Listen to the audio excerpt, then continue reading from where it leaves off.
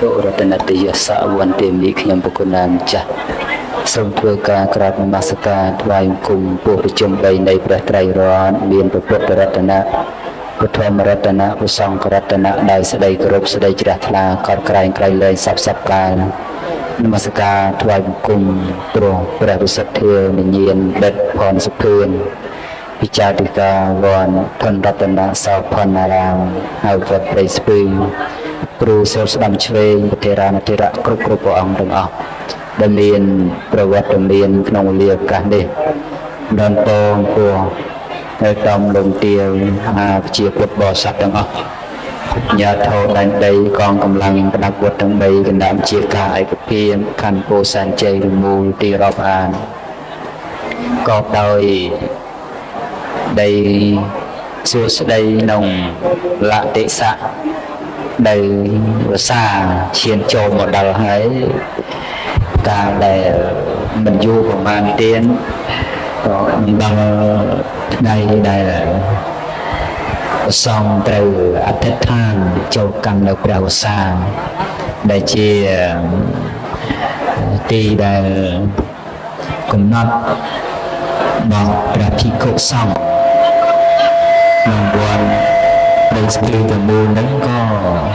បន្តិចទៀតទៅត្រូវការសង្ឃដោយគ្រូចារកាព្រះអង្គបានគេមិនចឹងគឺថា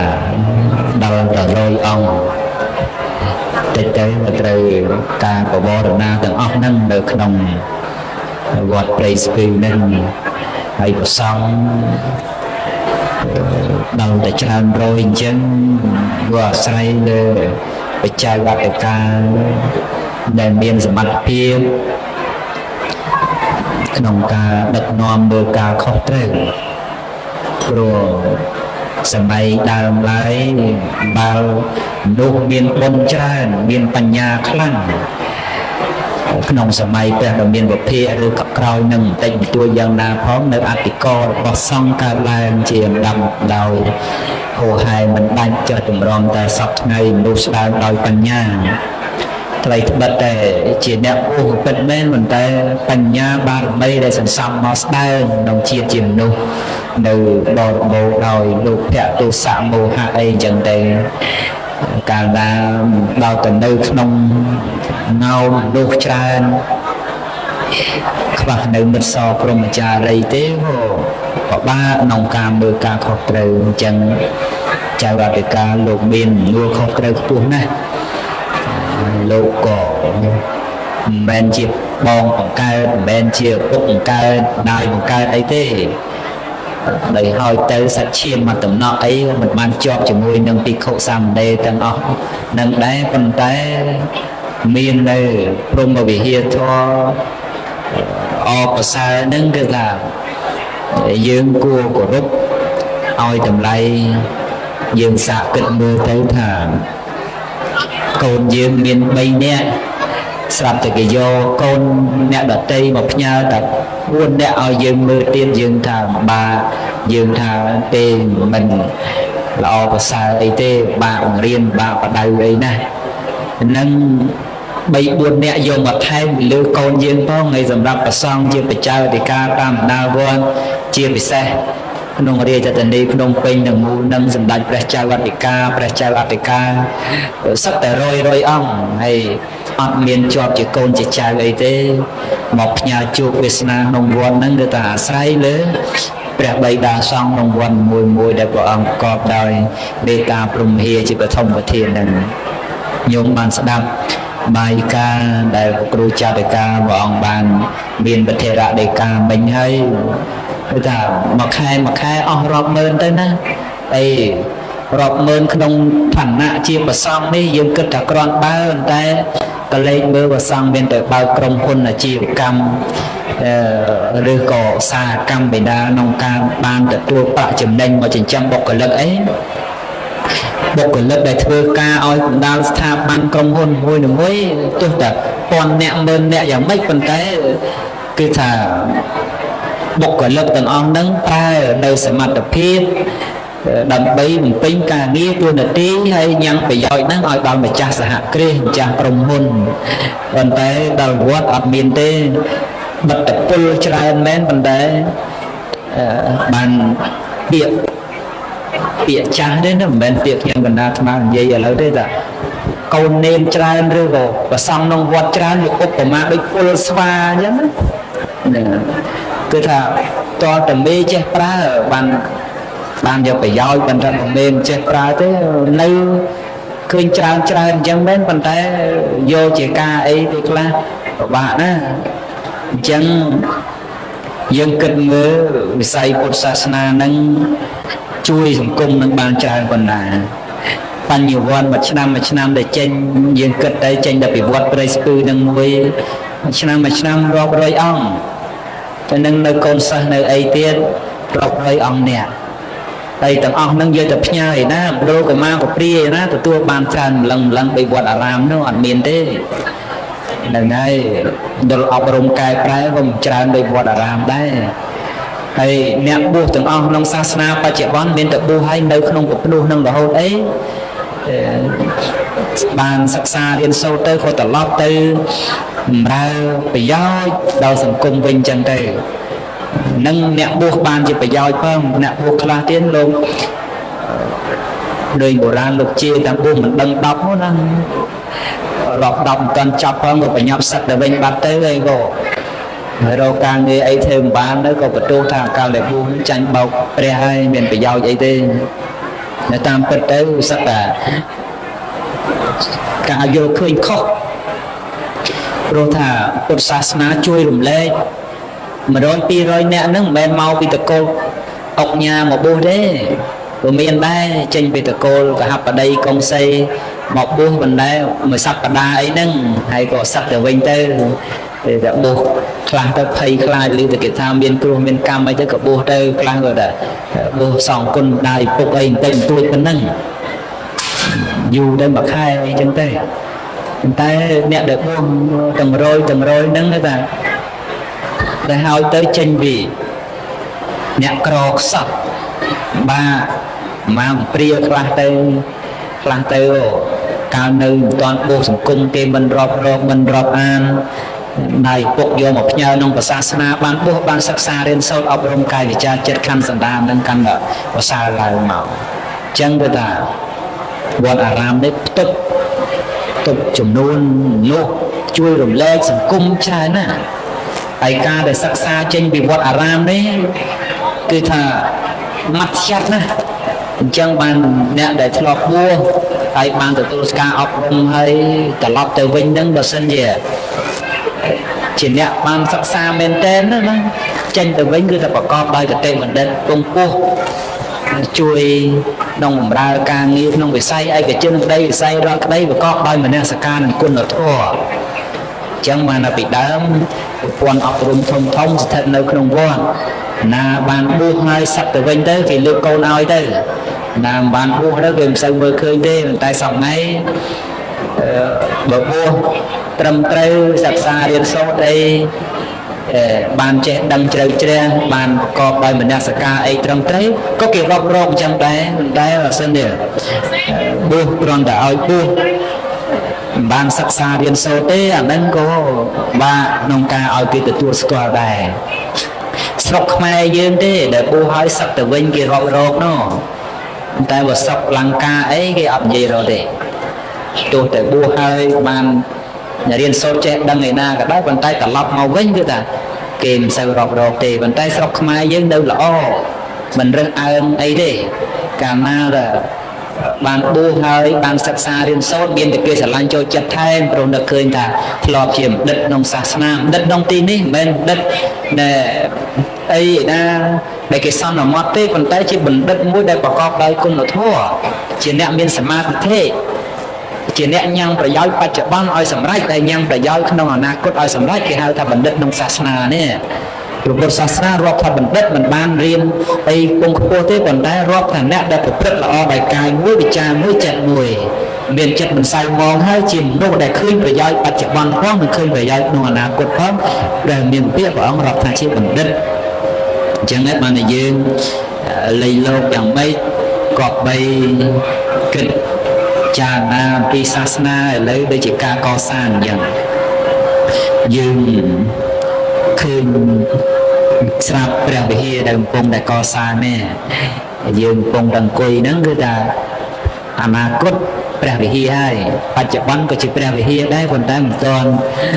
គ្រប់លក្ខណៈទ្រង់ទ្រាយគ្រូចារិកាព្រះអង្គបាន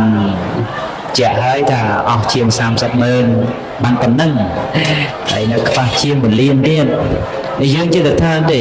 រាប់លានជាងធ្វើអីវត្តហ្នឹងមកទៅពីវត្តច្រើនអញ្ចឹងបានស្រុកខ្មែរក្របានអីគាត់ថាអាហ្នឹងជាតែយើងថាឲ្យតែគិតទៅទេប៉ុន្តែជួនកាលវិហារវត្តមួយបានឡានគេមួយគ្រឿងផងហើយគិតឲ្យមែនតើទៅណាពេលខ្លះឡានគេតែ2គ្រឿងហើយវិហារមួយបាទយើងដែរឃើញបើនៅស្រុកណាបើមិនដែលឃើញបើនៅស្រុកពេញបែរធ្លាប់ឃើញហើយឡានខ្លះថ្លៃណាអាហ្នឹងយើងក៏មិនចោតឡានផងទៅមកពីឡានច្រើនបានស្រុកក្រឲ្យមិនទៅចោតវត្តពេលខ្លះវត្តអារាមនេះណាមិនបានទៅយកថវិកាដែលជាចំណែកបង់ពន្ធរបស់ប្រជាពលរដ្ឋមកធ្វើទេមិនបានទៅទាញយកចំណែកវិភាគទានណាមួយពីស្ថាប័នក្រសួងឬក៏រាជធានីក្រុងខេត្តសង្កាត់អីយកមកធ្វើទេវត្តអារាមអត់មានស្ថិតនៅក្នុងកញ្ចប់អភិវឌ្ឍរបស់ក្រសួងស្ថាប័នណាទេតែវត្តអារាមនេះកើតឡើងអភិវឌ្ឍបានដោយខ្លួនឯងនេះបានមកពីណាបានមកពីចំណែកដែលបរិស័ទមានគ្រប់គ្រាន់ហើយគាត់ចែករំលែកបានវត្តអារាមកើតដោយកសាងសមិទ្ធផលក្នុងវត្តអញ្ចឹងណាមិនមែនសុកគេទៅលក់ផ្ទះយកមកធ្វើទេបានន័យថាគេមានផ្ទះនៅមានឡានជិះមានអាហារហូបចុកគ្រប់គ្រាន់ហើយទៅគេប្រើចំណែកដែលលើសណាមួយយកមកជាចំណែកបន្តបន្សំក្នុងការកសាងវត្តអារាមឲ្យកើតឡើងអញ្ចឹងស្រុកក្រឬមានអត់តាក់ទងជាមួយនឹងវត្តអារាមទេព្រោះតែសេដ្ឋកិច្ចនេះมันមានអីពាក់ព័ន្ធជាមួយនឹងការកសាងវត្តឬក៏អត់កសាងវត្តទេប្រជាជនមានជីវភាពប៉ុណ្ណឹងបើមិនធ្វើវត្តក៏គាត់តែប៉ុណ្ណឹងឬក៏ធ្វើវត្តក៏គាត់តែប៉ុណ្ណឹងដែរព្រោះគាត់មិនដែលទៅប្រឹងបែកញើសហូរឈាមដើម្បីយកថវិការបស់គាត់ថលចំណេញរបស់គាត់មកបង់ពន្ធឲ្យវត្តដើម្បីវត្តកសាងអីទេអត់មានចឹងទេតែវត្តមានតែជួយជាចំណែកក្នុងការអភិវឌ្ឍตัวយ៉ាងយើងឃើញថាការអភិវឌ្ឍក្នុងមូលដ្ឋានដូចជាសង្កាត់ដែលកម្ពុជាពីអីចឹងណាចំចៅពីណាចំចៅពីក្នុងនឹងអញ្ចឹងភូមិព្រៃស្ពឺនឹងអញ្ចឹងគឺថាពេលដែលវត្តនៅក្នុងមូលដ្ឋានខ្លួនឯងបានល្អប្រសើរលូតលាស់ទៅកិត្តិយសនឹងក៏ប្អូនផ្សាយភាយដល់ថ្នាក់ដឹកនាំមូលដ្ឋានគេសរសើរថាអូណោះចេះនាំគ្នាសាមគ្គីដឹកនាំល្អណាស់វត្តក្នុងខណ្ឌនេះវត្តនៅក្នុងសង្កាត់នេះបានល្អប្រសើរអីចឹងទៅអញ្ចឹងយើងទាំងអស់គ្នាច្រើនតែច្រឡំហើយចេះខ្លះមិនច្រឡំទេប៉ុន្តែបន្លំណាបន្លំចោទថាដោយសារតែវត្តទៅជាពលរដ្ឋក្រីក្រអីចឹងទៅប៉ុន្តែអត់ទេវត្តជាចំណែកមួយក្នុងការគាំពៀយើងក្នុងរដ្ឋធម្មនុញ្ញចែងមកឲ្យជាតិសាសនាព្រះមហាក្សត្រនេះជាបាវចនាហាក់បីដូចជាជើងថ្កល់3ក្នុងការត្រលត្រង់ឆ្នាំងសម្លឬឆ្នាំងអាហារហ្នឹងឲ្យនៅតាំងមាំអញ្ចឹងបើសិនតែបាត់តែមួយទៅក៏ពិបាកក្នុងការធ្វើនៅម្ហូបហ្នឹងឲ្យបានសម្រេចដល់អ្នកទទួលទានដែរយើងគិតមើល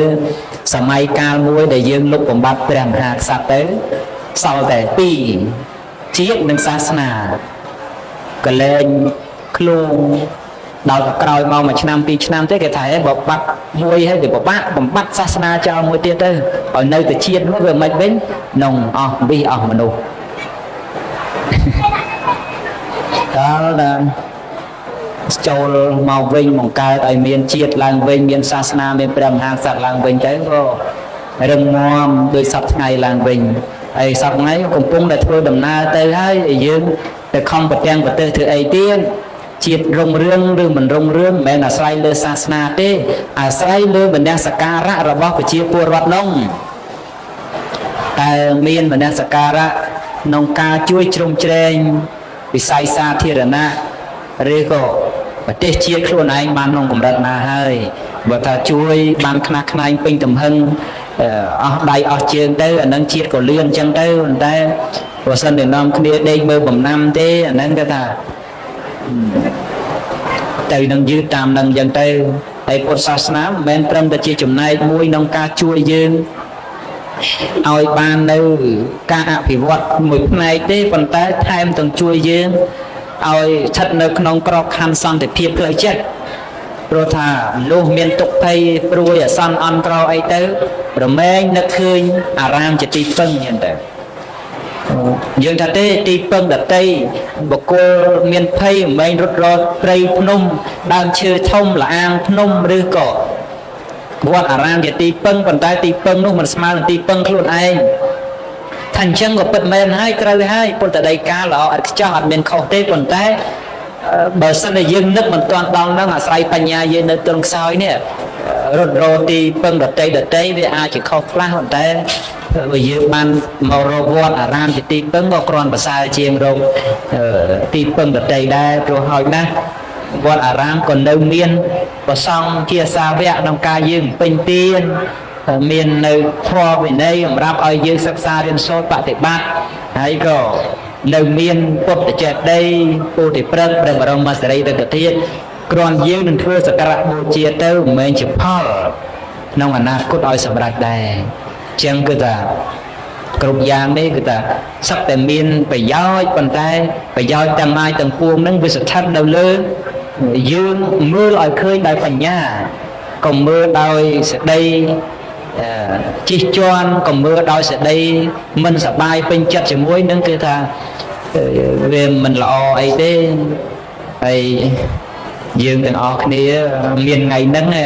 មកជួបជុំគ្នាក្នុងទីហ្នឹងមនុស្សរាប់ម៉ឺននាក់អីអញ្ចឹងមិនមែនអាស្រ័យអីទេអាស្រ័យវត្តអារាមហ្នឹងឯងអាស្រ័យមានសាសនាហ្នឹងឯងព្រោះសាសនាគេទទួលបានសិទ្ធិពេញលេញក្នុងការជឿក្នុងការគោរពក្នុងការប្រណិប័តដូចជាមនុស្សមកជួបជុំគ្នាអើងកងអញ្ចឹងដោយសារតែមកក្នុងន័យគោរពសាសនាក្នុងជំនឿប្រណិប័តលើគុណនៃព្រះត្រៃរតន៍ប្រណិប័តលើជំនឿសាសនានេះតើបានមានអាជ្ញាធរមូលដ្ឋានលោកជួយសម្រួលខ្នះខ្នែងគាំពៀការពារអីចឹងទៅហើយអត់ទេសាកយើងសុកមកជួបជុំគ្នាមនុស្សប៉ុណ្ណេះណាគេឲ្យទៅជួបជុំមិនចឹងនឹងគេមានអតិភិបក្នុងការជួយអញ្ចឹងណាដូចយើងមកនេះមកក្នុងគោលបំណងនឿសាសនាសិក្សាទៅសិនតែយើងមានគោលបំណងផ្សេងដទៃមើលសាកមើលកាន់កបិតកាន់បថៅកាន់បដាអីក្តេសក្តាស់យកមកមើលណាគេឲ្យជួបជុំអញ្ចឹងណាគេអនុញ្ញាតដោយសារតែ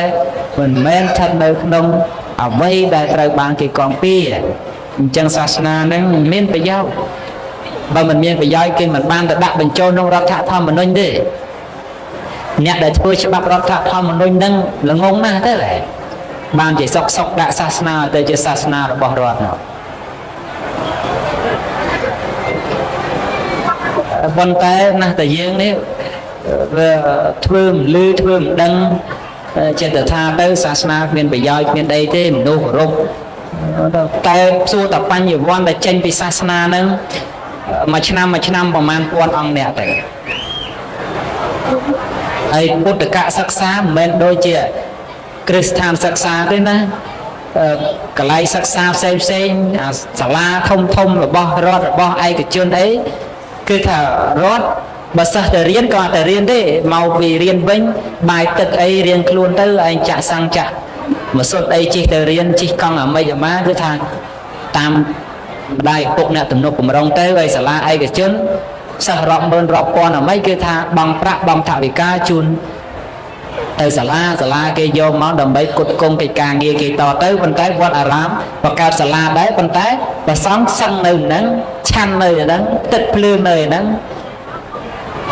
គ្រប់ ហើយមានវត្តថាមួយឆ្នាំព្រះអង្គម្ចាស់រៀនបឋមសិក្សាទៅបង់ក្នុងមួយឆ្នាំ$1,500អីដូចសាលាឯកជនអីអត់ហ្នឹងមានដាក់ចែកខែផងខ្វះសភៅទៅចែកសភៅទៅអាពាតទៅក៏ចែកឆ្នាំទៅមើលការខុសត្រូវមនុស្សម្រងទៅអញ្ចឹងមនុស្សទាំងអស់ហ្នឹងដែលមកផ្ញើខ្លួនសាសនាអ្នកណាលាវឬក៏វៀតណាមឬក៏ថៃអត់ទេគឺសុទ្ធតែខ្មែរហ្នឹងឯងហើយខ្មែរកូនអ្នកណាកូនអ្នកស្រុកខ្មែរហ្នឹងណាដែលគ្នាក៏អត់មានលទ្ធភាពក្នុងការសិក្សារៀនសូត្រទៅណាផ្ញើខ្លួនបួសហ្នឹងណាតាមពិតបួសចាស់ថ្លាក្នុងពុទ្ធសាសនាមិនសូវប្រមាណទេប៉ុន្តែនឹកឃើញតែបំបួសទៅវាអត់បានរៀនចេះខំប្រឹងនៅតែបួសអញ្ចឹងទៅអញ្ចឹងបានបច្ចុប្បន្នទៅផ្សាយសាសនាយើងរៀងជាលោកបល់បន្តិចទៅសារតែអ្នកបួសខ្លះលោកចាប់ផ្ដើមរៀនវឹកលោកមិនបានរៀនសិក្សាអំពីធម៌ព្រះវិន័យអីចឹងទៅចាប់ផ្ដើមគ្រប់ទៅតែខំរៀនឲ្យតាន់គេលោកខាងក្រៅទៅក៏លេងសឹកប្រព័ន្ធអីខ្លះខុសទៅពីខ្លះទៅអាហ្នឹងមកពីអីមកពីថានោះដល់ច្រើនរកទីពឹងក្នុងការបន្តនិវាជីវិតខ្លួនឯងអត់បានហើយយកសាសនាជាទីពឹងហើយសាសនាឲ្យទាំងទីសំណាក់អាស្រ័យឲ្យទាំងអនាគតហើយពេលខ្លះរងគ្រោះទៀតណាឧទាហរណ៍ជួនកាលធ្លាប់ឃើញឡើងកាលនៅជាសាមណនិស្សិតនៅក្នុងវត្តទំនប់បំរុងសាសនាទំនប់បំរុង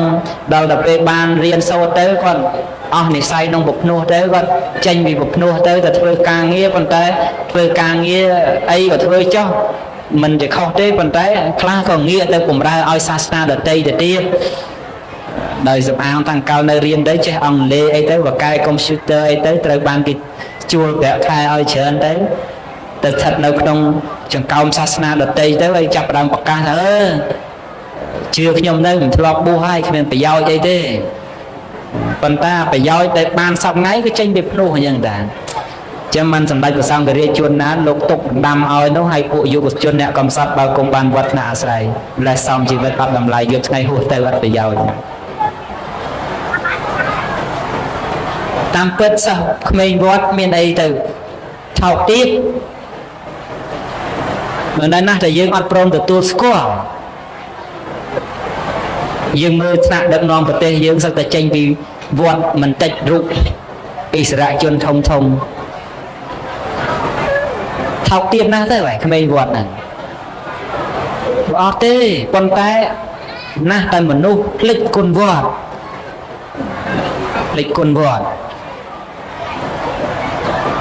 ចឹងបានសាសនានេះវាអត់មានអ្នកណាមកបំផ្លិចបំផ្លាញក្រៅតែពីអ្នកធ្លាប់ទទួលទានបាយវត្តហ្នឹងទេព្រោះដឹងកលុកកលៀតអស់ហើយដល់តែបានរុងរឿងទៅទិដ្ឋិហ្នឹងវាអត់ស្ថិតនៅក្នុងសមាទិដ្ឋិវាអត់ស្ថិតនៅក្នុងកតញ្ញូកតវេទីទៅជាបន្ទុះជាមួយនឹងសាសនាខ្លួនទៅវិញបន្ទុះជាមួយវត្តខ្លួនទៅវិញចេះតែដើរអំពាវនាវទៅគ្មានប្រយោជន៍ទេគុំទៅជឿអ្នកបួសអីហូហែអញ្ចឹងទៅអាហ្នឹងគឺថាជារឿងដែលសង្វេគណាសង្វេគយ៉ាងម៉េចទៅសង្វេគថាដើមឈើមួយហ្នឹងដល់មកលុបឲ្យខ្លួនតាំងតែពីខ្លួននៅកម្មាកំព្រារកអនាគតមិនឃើញរហូតដល់ខ្លួនបានខ្ពង់ខ្ពស់បែរជាមានកម្លាំងពេញយោះកាលណាកាត់ដើមឈើនឹងចោលយើងគិតថាសង្វេគទេសង្វេគត្រង់ទីនេះគួរឲ្យតក់ស្លុតណាស់ដែលពុទ្ធសាសនាយើងពេលខ្លះទទួលបាននោះទាំងអស់នឹងចូលមក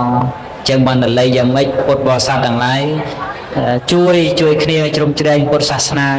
ថេរវាទខ្មែរយើងមកបានគង់នៅតាំងនៅទៅព្រោះកាលដែលយើងអត់មានសាសនាយើងបាក់បិណ្ឌណាអញ្ចឹងហើយពេលដែលយើងមានសាសនាវិញហើយយើងក៏បីថែរក្សាឲ្យបានហើយដោយវត្តអារាមអញ្ចឹងមិនបានឲ្យលោកខំធ្វើដើម្បីរក្សានៅអត្តសញ្ញាណប្រពៃណីទំនៀមទម្លាប់របស់ជាតិនឹងឲ្យគង់វង្សនឹងដើម្បីជាប្រយោជន៍ក្នុងខេមរៈប្រទេសផងប្រយោជន៍ក្នុងសាសនាផងរាប់ជាប្រយោជន៍ជាតិគឺបានហេដ្ឋារចនាសម្ព័ន្ធក្រំជាទីសម្គាល់នៅអត្តសញ្ញាណបម្រើឲ្យផលប្រយោជន៍ផ្សេងប៉ុន្តែបើគិតអំពី បនកសលនេះរមែងធ្វើឲ្យយើងបានសោយសុខក្នុងសុគតិសួគ៌ទេវលោកបណ្ណាប្រគេនបណ្ដឹងឲ្យចោះវែងឆ្ងាយទៅទេព្រោះថ្ងៃនេះមកមុនម៉ោងដោយសារតែព្រឹកមិញនៅប្រវត្តិមកកន្លែងនៅស្រុកមាសហែកមកកន្លែងនោះនៅប្រវត្តិហ្នឹងតាំងមកពីក្រុងប្រវត្តិដល់ទលេវៃគោនោះច្រើនហូរហែមកចំពោះកម្មការនីរោងចក្រផងអត់មានចូលរោងចក្រទេនៅតាមតែផ្លូវហ្នឹងពេញទឹកពេញដីទៅទាំងឡានក្នុងនោះច្រើនហើយមកបញ្ចប់ត្រឹមខណ្ឌពូសានជ័យហ្នឹងដែរវត្តព្រៃស្ពឺហ្នឹងព្រោះដល់រដូវចូលវស្សាហើយខ្ញុំកណ្ដាលសម្រាប់អត់ចេញទៅសម្ដែងធម៌ឯណាទៀតទេក៏អត់បានទទួលលិខិតនិមន្តអីទៅកម្មវិធីណាដែរខិតចូលទៅចេះតែទុកទៅហើយរាជធានីភ្នំពេញមកសម្ដែងធម៌ដូចជាទី1នេះហើយណាទី1ហើយទៅចង់ក្រោយដែរដឹងដែរបានគាត់ទៅស្ពឺនឹងដំងដឹងហើយព្រោះមកដែររាជធានីភ្នំពេញជិះកាត់អីទៅតែប៉ុន្តែដល់តែមកកម្មវិធីនោះអ៊ូអឈូឆោអីនេះសម្ដែងធម៌អីនេះគឺថាតែវត្តព្រៃស្ពឺនឹងមួយទេដឹងហើយអ្នកដើរមុនគេមានការជួបជុំរបស់ពុទ្ធបរិស័ទតាមពិតទៅព្រះអង្គគ្រូមេអធិការលោកអនុគ្រោះណាយើងក៏បីលើកនឹកឃើញគុណលោកទៅកុំភ្លេចហ្នឹងហើយថ្ងៃហ្នឹងបានមកជួបជុំគ្នាអញ្ចឹងដោយសារលោកឯតាលោកអត់មានលោកជួយខ្នះខ្នែងញាធមមូលដ្ឋានអាបាខណ្ឌឲ្យសង្កាត់អីជួយជ្រោមជ្រែងទេគឺថាអត់ងាយស្រួលទេក្នុងក្រុងនោះរំនោះច្រើនដីចង្អៀតដូចតាមខេត្តអីមានអីដីធំកលុំទលាយគេចេះអីក៏ដីធំអីចឹងទៅខេត្តផ្សេងតែដល់រាជធានីនេះ